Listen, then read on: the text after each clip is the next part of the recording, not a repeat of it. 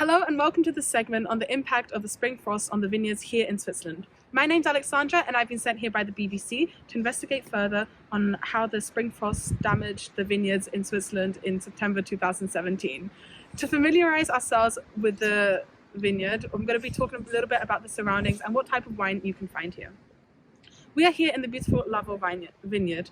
The vineyard in Valais make up more than one third of the entire production in Switzerland, stretching out for more than 100 kilometers. You can find diverse soil here due to geographical upheaval and the constantly receding favorable dry and sunny climate and the diversity of the soil. This vineyard is home to a multitude of different grapes, such as the noble Pinot Noir. Since we are surrounded by the Swiss mountains, as you can see, the Alps provide a natural barrier, making the Valais one of the driest wine regions in Switzerland. We have the amazing opportunity to interview the winemaker themselves and others to find out more about this scenario. Here I am with the winemaker who's going to talk to us about the impact on the frost on their production. Do you mind quickly introducing yourself, please? So, my name is Amandine Lavaux, and here is my vineyard in Lavaux. And what about the impact on the vineyard and the procedures? For now, we have to find other techniques to protect the vineyards even better. For example, last year we used hot pads to warm up the plants and make sure it's not frosting again. We have to be innovative and creative in order to act in the future. Okay, and do you mind talking to me about the financial aspects, the financial loss? Yeah, of course, we lost 13% of our production of grapes, so the wine production will be impacted. But for now, we are not really thinking about this because the grape is still very rich in savors and everything. So we still can save the production we have. So I think it's gonna be all right, even if we have still losses. Thank you so much for your time and your information. Now we're going to be going to talk to the next interviewee. Wine analysis. Do you mind quickly introducing yourself, please? Yes, my pleasure. So my name is Nicolas Demong. I come from Valais and I'm a wine analyst since 2005 for the Canton du Valais.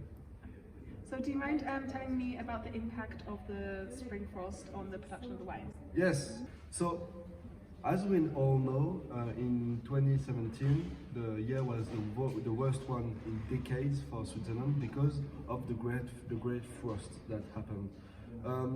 So the harvest of grape was 16.8% lower than the year previous.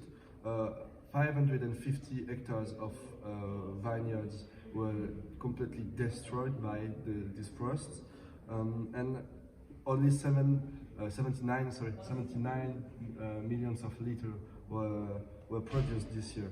So it's really like 27% loss in comparison to the previous year. So this was really the worst year in decades, in 40 years actually. Do you mind explaining to me why this keeps on happening? Yes, so as you all know guys, the global warming is affecting our agriculture more than ever. So we have warmer days, so warmer summer and colder winter. This is a discrepancy made by the global warming. So the water in the atmosphere is really sticking during the sunrise and sunset. The water is uh, going down, so the atmosphere water is going down and going to stick to the vines. And during the night with extremely low temperatures, it's just going to freeze and really damage the buds. So this will ultimately kill and maybe disturb really the vine and make it unable to grow as it should.